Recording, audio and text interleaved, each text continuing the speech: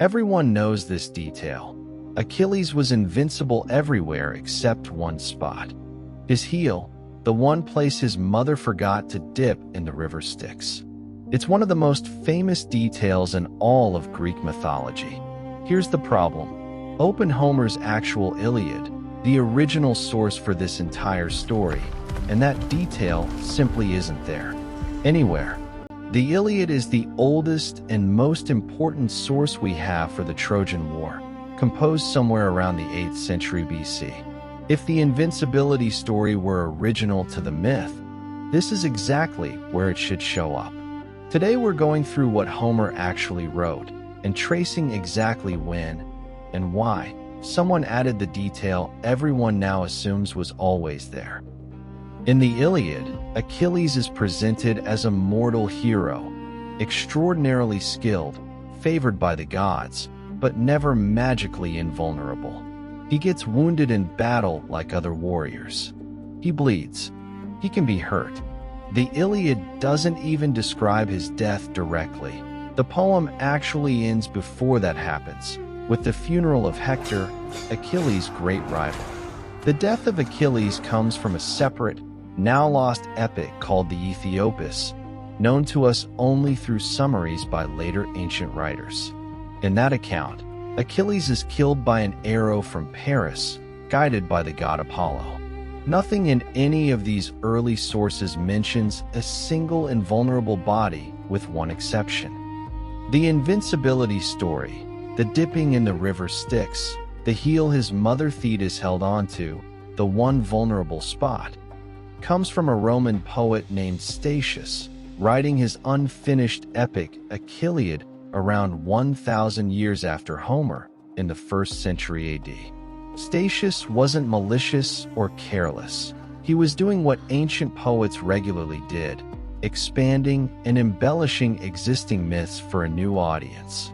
But over the following centuries, his version didn't stay a footnote. It became the version everyone remembers, while Homer's actual, more mortal and human portrayal of Achilles faded into the background for most casual readers. Why did a 1,000-year-later edition beat out the original?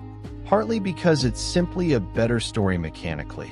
A single, specific weakness gives drama, tension, and a satisfying twist that a general skilled but mortal warrior doesn't offer. It's also just easier to summarize and retell in one sentence. The same reason simplified versions of complicated histories tend to spread faster than the nuanced original. By the time European writers were retelling Greek mythology for wide audiences centuries later, Statius's version had simply become the assumed original story. Nobody was checking against Homer's actual Greek text. Here's the strange part. The myth's staying power is so strong that it shaped actual anatomy. The tendon connecting your calf muscle to your heel bone is literally named the Achilles tendon, named specifically because of Statius's version of the myth, not Homer's. The phrase Achilles heel is used constantly today, in sports commentary, business strategy, even national security discussions, to mean any single critical weakness in something otherwise strong. All of that language traces back to one Roman poet's edition, not the original epic. Here's what gets lost in the invincibility version. Homer's actual Achilles is a far more compelling character precisely because he's fully mortal and vulnerable.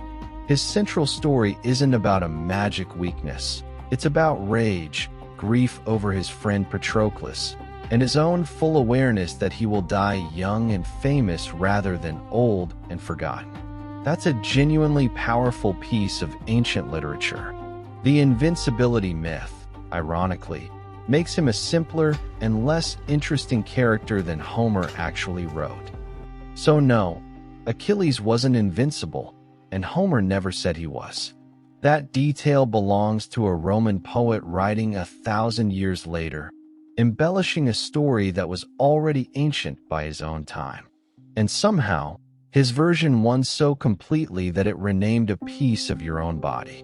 Sometimes the most obvious fact about an ancient story isn't ancient at all. It's just a really good addition that nobody bothered to fact-check for 2,000 years. If you want more of history's stories, cracked open with the actual evidence, subscribe. New episodes are coming.